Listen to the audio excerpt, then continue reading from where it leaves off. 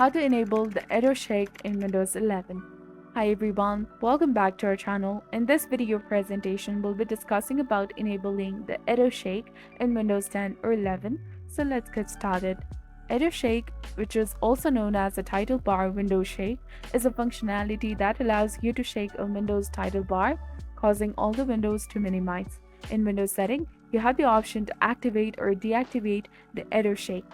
By default, Aero Shake is not activated in Windows 10 and 11 operating systems. To manage the Aero Shake settings, follow the steps. Begin by clicking on the Start and selecting the settings or pressing the Windows key plus I.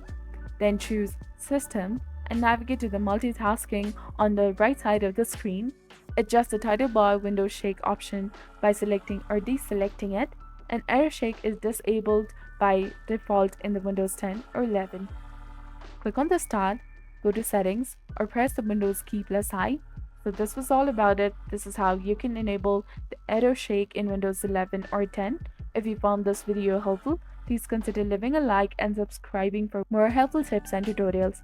Thank you for watching. See you in the next one.